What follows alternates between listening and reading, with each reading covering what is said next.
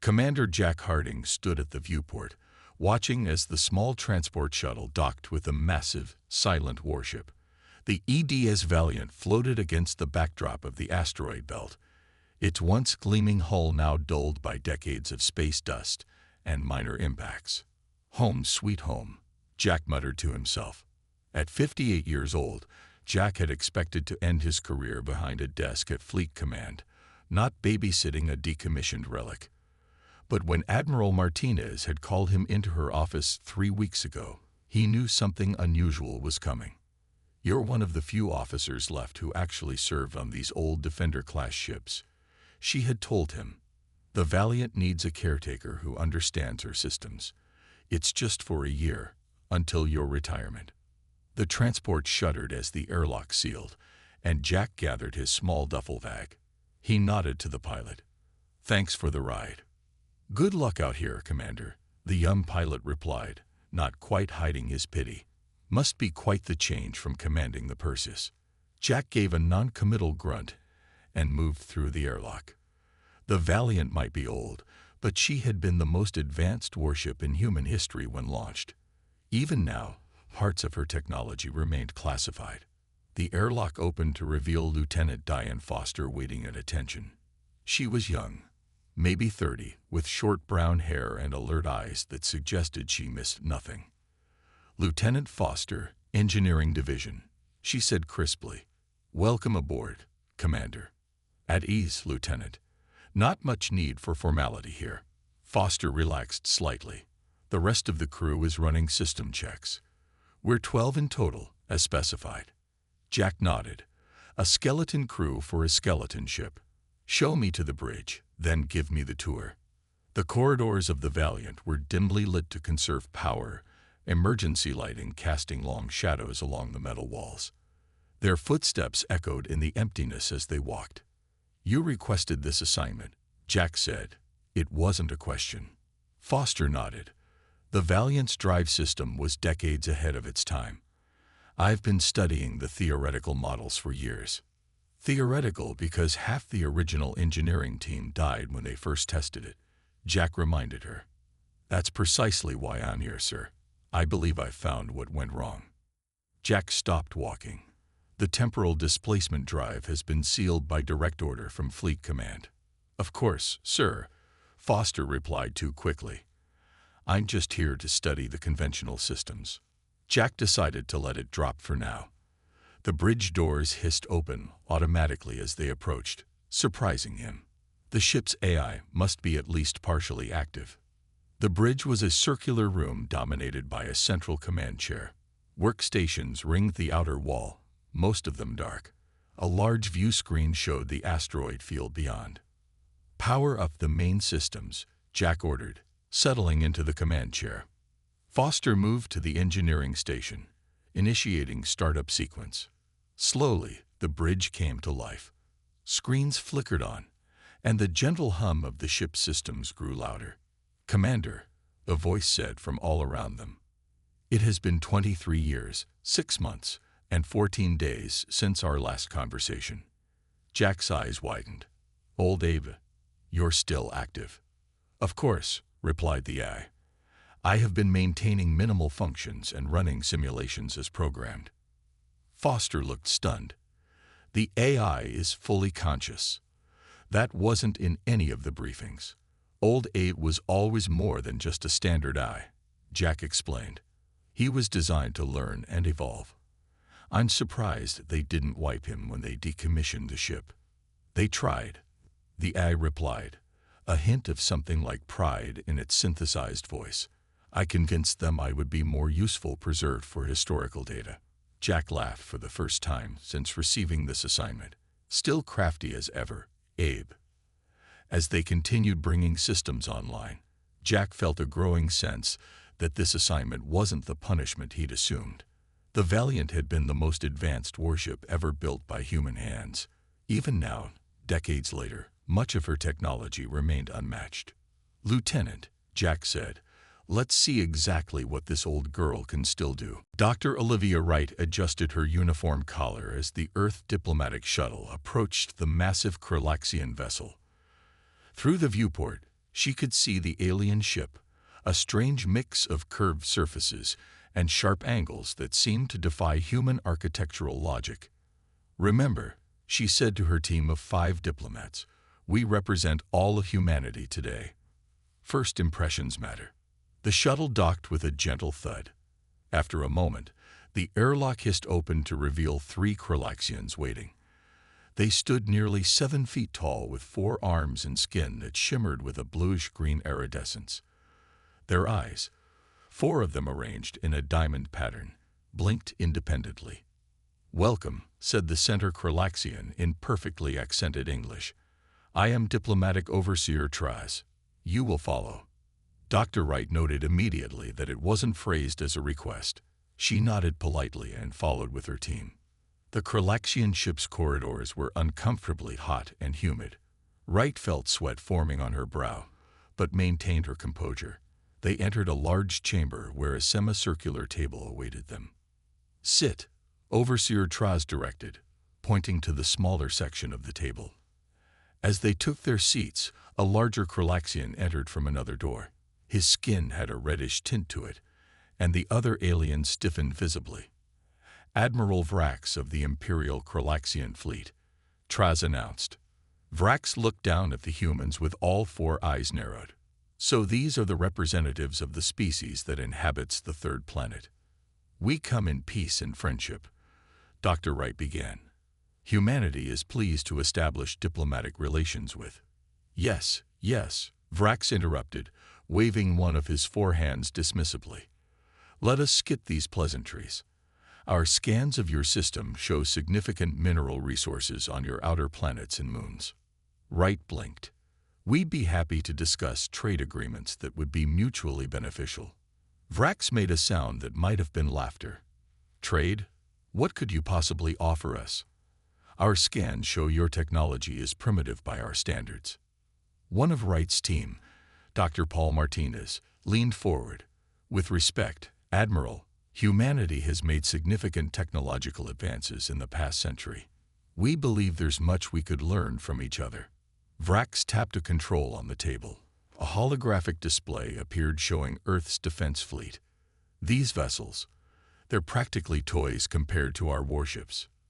The display shifted to show the EDS Valiant floating in the asteroid belt. "And what is this ancient vessel?" "A museum piece." Vrax laughed again, and this time the other Kralaxians joined in. "It appears you keep antiques floating in space." Dr. Wright maintained her diplomatic smile despite the insult. "The Valiant is an older model, yes, but it remains part of Earth's defensive network." "A relic," Vrax snorted. "Charming that you preserve such outdated technology." The negotiations continued for hours, but it quickly became clear the Kralaxians weren't interested in fair exchange. They demanded access to mine Jupiter's moons and the asteroid belt, offering only protection in return. When the Earth team returned to their shuttle, Dr. Wright's face was grim. "They're not here to negotiate," she told her team. "They're assessing how easily they can take what they want." Back on Earth, the Security Council met immediately after receiving Wright's report. Admiral Susan Martinez paced the conference room. "Their ships outclass our current fleet," she admitted, "but they're underestimating us." "How can you be sure?" asked the council president. Martinez smiled thinly. "They dismissed the Valiant as a relic. They have no idea what that ship is capable of." In space, the Kralaxian fleet began to move. 7 massive warships positioned themselves at key points around Earth's orbital defense network. On the Kralaxian flagship, Admiral Vrax addressed his commanders. "These humans are primitive. Their weapons can barely dent our shields. Their diplomats speak of peace while having nothing to enforce their demands." He pulled up the image of the Valiant again. "Look at this ancient vessel they keep as a monument. A species that clings to the past rather than embracing the future is one that deserves to serve the Empire." Vrax sent a message to Earth: "Surrender all resource rights or face immediate destruction." He gave them 12 hours to decide. On the Valiant, Commander Harding received an encrypted message from Admiral Martinez. Awaken the Valiant. The emergency klaxons blared throughout Earth's Defense Command Center. Officers rushed between stations, their faces tight with worry. Admiral Susan Martinez stood at the central holographic display, watching as 7 red dots representing Kralaxian warships moved into attack positions around Earth's orbital defenses. "Status report," she demanded. "Lunar Base 1 reports they're under attack," a communications officer replied. "Mars colony has gone silent. The orbital platforms are reporting shield strength at 60% and falling." Martinez's jaw tightened. The Kralaxian ultimatum had expired only 20 minutes ago, and already Earth's defenses were crumbling. She had deployed every available ship in the fleet, but the reports coming in were grim. Earth vessels were being torn apart by weapons they had never encountered before. "Madam Admiral," said Captain Greg Watson, her second in command, "we need to consider evacuation protocols for key government personnel." Martinez shook her head. "Not yet." She pulled up a secure communication channel. "Have we received any response from the Valiant?" "Nothing yet, Mom," the communications officer replied. "The asteroid belt is experiencing heavy interference." Martinez suspected the interference wasn't accidental. The Kralaxians were jamming communications to isolate Earth's forces. On the view screen, another blue dot representing a human destroyer winked out. "We've lost the EDS Dauntless," someone announced, voice hollow. Martinez made her decision. "Prepare the emergency broadcast system. All channels, all frequencies." On the Valiant, Commander Jack Harding and his small crew worked frantically to bring the old warship's systems online. The ship hummed with increasing energy as dormant systems awakened one by one. "Main power at 60%, Lieutenant Foster reported from the engineering station. "Weapon systems initializing. Drive core is warming up." "How long until we're combat ready?" Jack asked. "At least 20 minutes for basic systems," Foster replied. "Double that for the advanced weapons platforms." Jack frowned. "We might not have 40 minutes. "Commander," said the AI voice of Old Abe, "I am detecting distress signals from throughout the solar system. Earth's defense network is under attack." "Can you clean up the signal?" Jack asked. "We need to know what we're facing." The main screen flickered, then resolved into a static-filled transmission. Admiral Martinez's face appeared, her expression grim. "This is an emergency broadcast to all Earth forces. We are under attack by the Kralaxian fleet.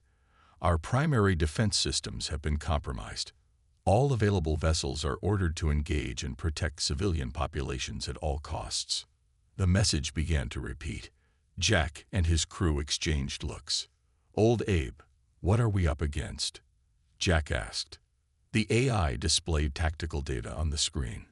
7 Kralaxian warships, each approximately twice the size of Earth's largest destroyer.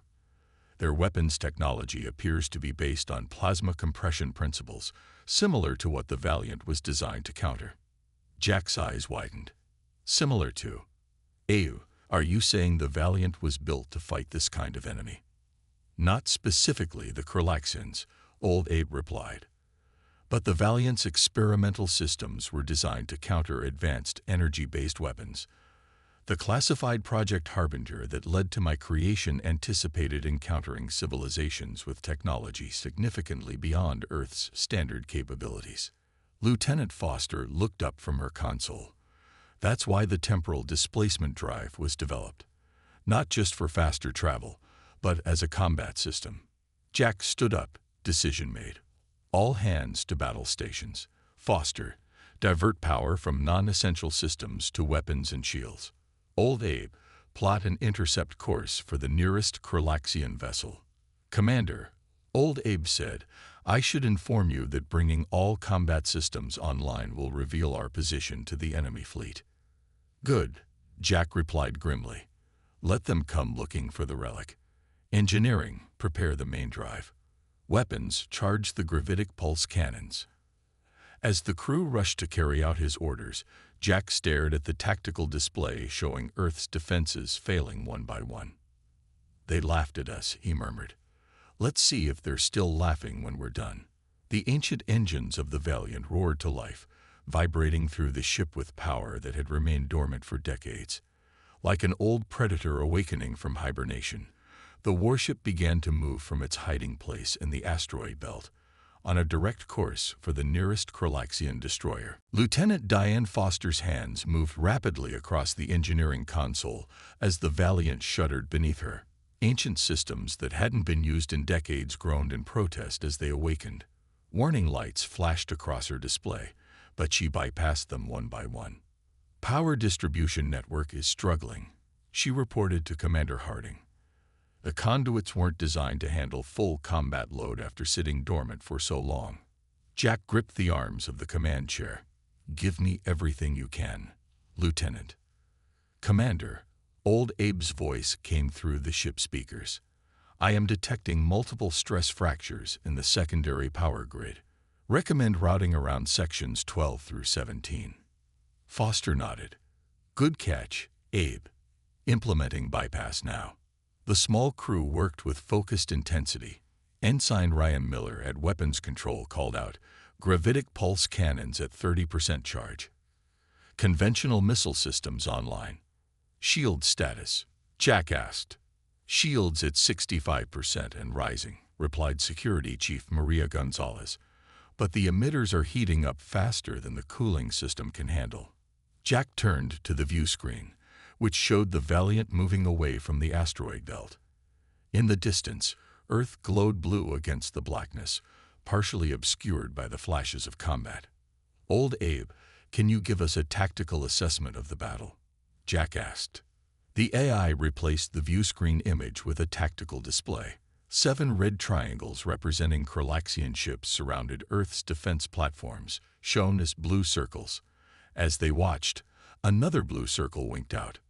"Earth's orbital defense station 4 has been destroyed," Old Abe reported. "Earth fleet vessels are engaged but taking heavy losses. Kralaxian forces appear to be systematically eliminating defensive capabilities before any major planetary assault." "How much time do we have before they consolidate their position?" Jack asked. "At current rate of engagement, Earth's primary defenses will be neutralized within 53 minutes, Old Abe calculated. Foster looked up from her station. "Commander, I've managed to stabilize the power grid by rerouting through the emergency backups. We're at 70% capacity and rising." "Good work. How's the temporal drive looking?" Foster hesitated.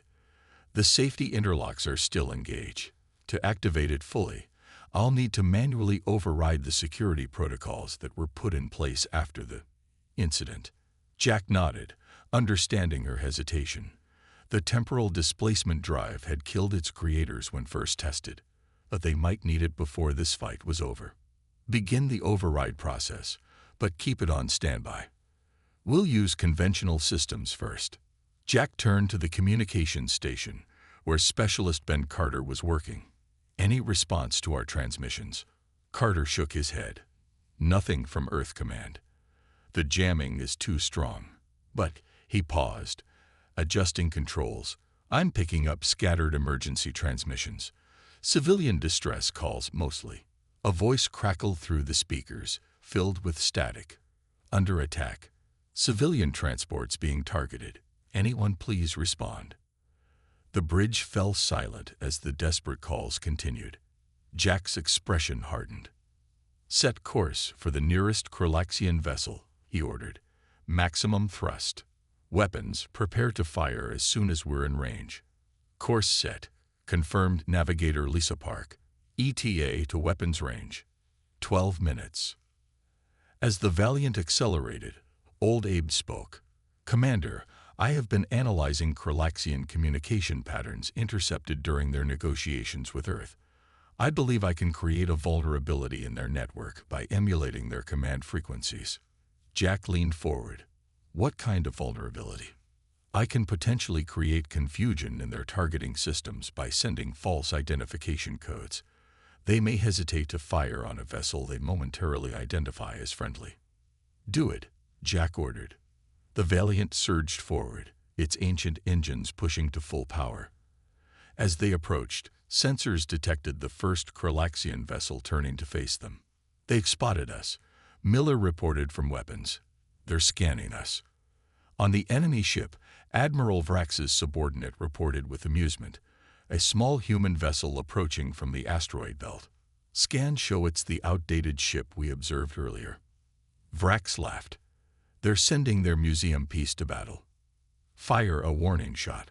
Show them what real weapons can do.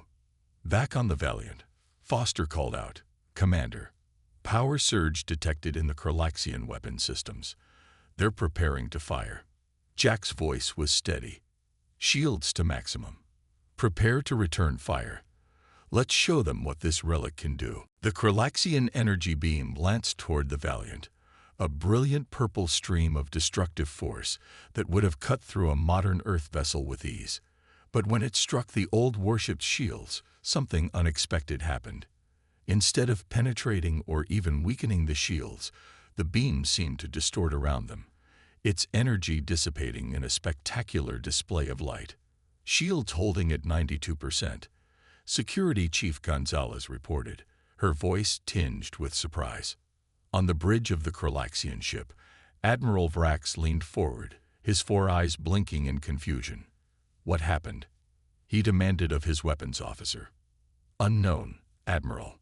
Our scans indicated primitive shielding technology, but the vessel appears to have absorbed our attack.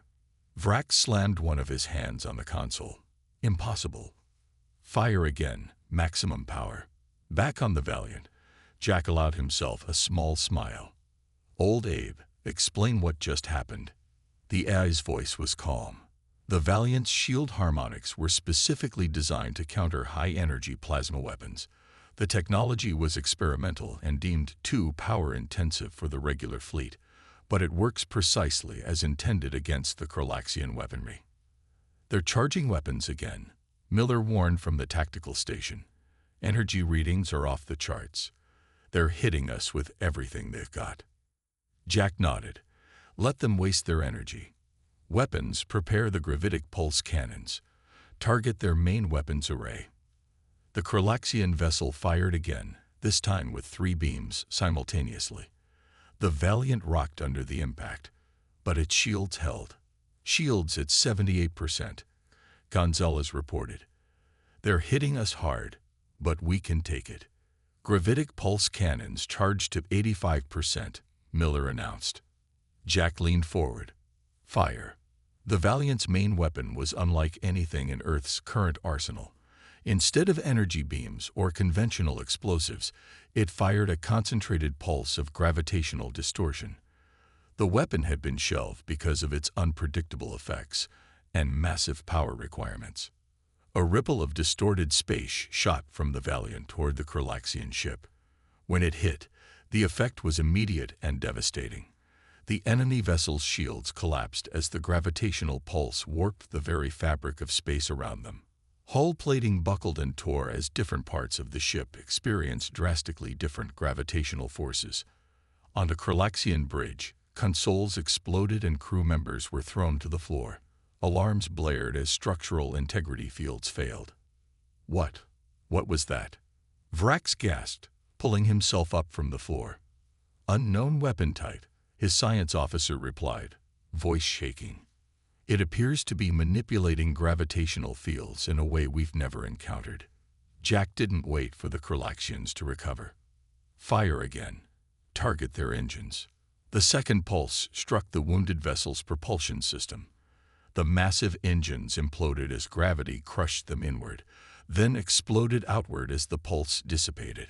One enemy vessel disabled, Miller reported, excitement in his voice. Sir, the other Kralaxian ships are changing course. They're heading toward us. Old Abe's voice interrupted. Commander, I'm detecting a transmission from the disabled Kralaxian vessel. They're broadcasting a distress call to their fleet. Jack nodded. Let's make sure the rest of their ships know exactly what they're dealing with. Navigator, set course for the nearest Earth defense platform. We need to take some pressure off our people. As the Valiant accelerated away from the crippled enemy ship, the tactical display showed 3 Kralaxian vessels breaking off their attack on Earth to pursue them. They've taken the bait, Jack said. Communications, broadcast on all frequencies. I want Earth Command to know we're in the fight. On Earth, Admiral Martinez was coordinating the desperate defense when a communications officer called out, "Madam Admiral, we're receiving a transmission from the Valiant." The tactical display updated, showing a Kralaxian warship disabled and 3 others pursuing a single Earth vessel. "What in God's name did they do?" Captain Watson whispered, staring at the display. Martinez smiled grimly. "They woke up a giant. Get me a direct channel to the Valiant, and alert all remaining Earth forces. Concentrate fire on the vessels the Valiant has engaged." As the battle continued, word spread through the defending Earth fleet. The old Relic ship, the Forgotten Guardian, had returned to the fight. And for the first time since the Kralaxians arrived, humanity had hope. The Valiant shuddered as another Kralaxian blast struck its shields. Warning lights flashed across the bridge consoles. "Shields at 43%, Security Chief Gonzalez reported. "We can't take much more of this." Jack gripped the arms of his command chair as the ship rocked again. "Status report. 3 Kralaxian warships in pursuit," Miller called from tactical. "1 directly behind us. 2 attempting to flank our position." Jack studied the tactical display. The Valiant had managed to draw 3 enemy ships away from Earth, giving the planet's defenders a fighting chance. But now they were deep in the asteroid belt with the Kralaxian vessels closing in. "Old Abe, do they have us outgunned?" Jack asked. "Affirmative, Commander," the AI replied. "However, their larger vessels have reduced maneuverability in the asteroid field. Our smaller size provides a tactical advantage in this environment." Jack nodded. "Navigator, take us deeper into the belt. Find the densest cluster you can." Lieutenant Park's fingers flew across her console. Course plotted. The Riker cluster is 500,000 kilometers ahead. Dense asteroid concentration, some as large as small moons. Perfect. Maximum thrust. The Valiant surged forward, weaving between floating rocks with precision that belied its age. The pursuing Kralaxian ships fired continuously, their shots often striking asteroids that exploded into deadly shrapnel. On the lead Kralaxian vessel, Admiral Vrax watched with growing fury as the human ship evaded capture. "This is unacceptable," he roared. "One obsolete vessel should not be able to stand against the might of our fleet." His tactical officer replied cautiously, "Admiral, the human ship is using the asteroid field to its advantage. Our larger vessels cannot safely maintain pursuit at these velocities." "I don't want excuses. I want that ship destroyed." Vrax slammed his fist on his command chair. "Divert all power to forward shields and weapons. We will crush this human relic ourselves." The Kralaxian flagship accelerated, pulling ahead of its companion vessels and closing the gap with the Valiant. Inside the human ship, Foster called out from engineering, "Commander, the power grid is failing in sections 3 through 7. We've got cascading overloads throughout the system." Jack made a quick decision. "Reroute all non-essential power to shields and engines. We need to keep moving." "Sir," Foster hesitated. "If we do that, we'll have barely enough power to maintain life support, let alone weapons." "Do it," Jack ordered. "Old Abe, find us a place to make a stand." The AI highlighted a region ahead. "There is a massive asteroid approximately 300 kilometers in diameter at coordinates 227 Mark 84. Its composition includes high concentrations of iron and nickel, which may interfere with Kralaxian sensors." "Head there, full speed," Jack commanded. The Valiant shot toward the massive asteroid, with the Kralaxian flagship in hot pursuit. The 2 other enemy vessels had fallen behind, unable to navigate the densest parts of the belt safely. "Impact in 30 seconds, Park warned as they approached the asteroid at dangerous speed. "All hands brace for emergency maneuvers," Jack called over the ship-wide comm. At the last possible moment, Park pulled the ship into a steep climb, skimming the surface of the asteroid. The Valiant's hull scraped against the rocky surface, sending vibrations throughout the ship. Behind them, The Kralaxian flagship attempted the same maneuver, but misjudged the gravity well. Its lower hull smashed into the asteroid, tearing open its ventral armor. "They're damaged," Miller reported excitedly. "Their lower decks are exposed to space." Jack saw their opportunity. "Bring us around. Target their damaged section." The Valiant banked hard, coming about to face the wounded Kralaxian ship. But as they prepared to fire, a massive energy blast from the flagship struck the Valiant directly. The bridge exploded in sparks and smoke. Jack was thrown from his chair as emergency lighting flickered on.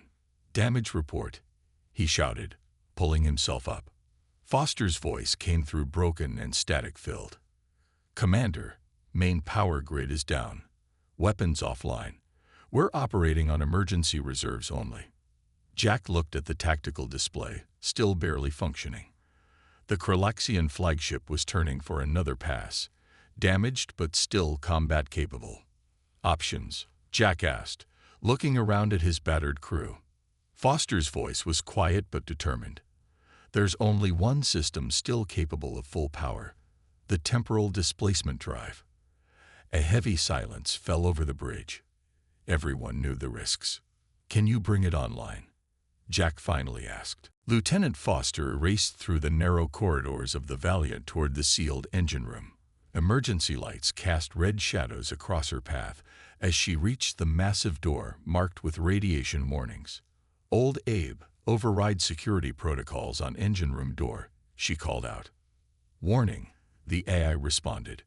"Temporal displacement drive activation requires command authorization." "Authorization Harding, Alpha 70.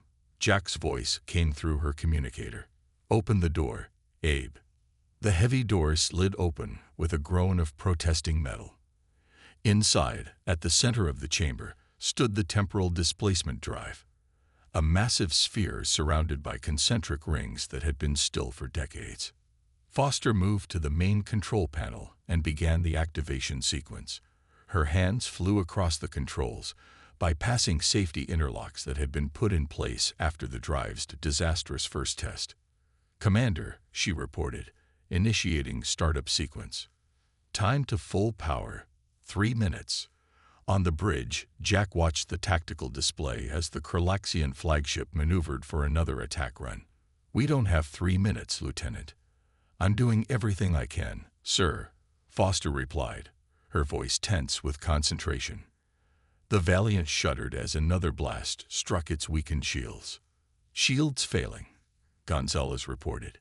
"Next hit will be directly on the hull." Jack made a quick decision. Divert all remaining power to the temporal drive. Everything. Life support, artificial gravity, everything. Around them, the lights dimmed further. The air circulation fans fell silent. The constant hum of the ship's systems faded to almost nothing. In the engine room, Foster watched in amazement as power readings for the temporal drive shot upward. The massive rings began to spin, slowly at first, then faster. Energy crackled between them in blue-white arcs. "Power at 70% and rising rapidly," she reported. "But sir, without the safety protocols, I can't guarantee we can control where or when we'll end up." "We're not trying to jump through time or space," Jack replied. "We're weaponizing the field itself. Old Abe, plot a course directly for the Kralaxian flagship's command center." "Course plotted," the AI confirmed. "Warning. Collision imminent." On the Kralaxian ship, Admiral Vrax watched with satisfaction as his vessel closed in for the kill. "The human ship is powerless," his tactical officer reported. "Their shields are down, weapons offline." "Excellent," Vrax said. "Prepare tow." He stopped mid-sentence as the supposedly crippled human vessel suddenly began to glow with an impossible blue-white energy. The light intensified until sensors could barely penetrate it. "What is happening?" Vrax demanded. "Unknown energy signature," his science officer replied, voice rising in alarm. "It's like nothing we've ever—" The officer never finished his sentence. The Valiant, surrounded by a sphere of distorted spacetime, accelerated directly toward the Kralaxian flagship. Jack gripped his chair as the temporal field fully enveloped the Valiant. The view screen showed reality itself bending around them as they moved. "All hands, brace for impact," he ordered. Foster rushed back to the bridge just as the Valiant struck the Kralaxian vessel. But instead of a catastrophic collision, something extraordinary happened. The temporal field around the Valiant allowed it to phase partially through solid matter, disrupting the atomic bonds of everything it passed through. The Valiant emerged on the other side of the Kralaxian flagship, its hull glowing white-hot but intact. Behind it, the enemy vessel split apart as its molecular structure failed catastrophically. "Temporal drive shutting down," Foster reported, breathless. "Field collapse in 5 seconds." Jack opened a channel to all frequencies. "This is Commander Jack Harding of the Earth Defense Ship Valiant to all Kralaxian vessels. Your flagship has been destroyed. Your admiral is dead. This relic, as you called it, carries the weight of human ingenuity and the souls of every defender who died today. Withdraw now, or face the same fate." On the tactical display, they watched as the remaining Kralaxian ships halted their attack. One by one, they began to turn away from Earth. Admiral Martinez's voice came through the speakers. "Valiant, this is Earth Command. The enemy fleet is in full retreat. Whatever you did out there, thank you." Jack looked around at his exhausted but proud crew. Just an old ship remembering its purpose. "Admiral." 3 months later, Commander Harding stood in the observation lounge of Earth's orbital station. Below him, the planet shone blue and peaceful. Beside him stood Lieutenant Foster and Admiral Martinez.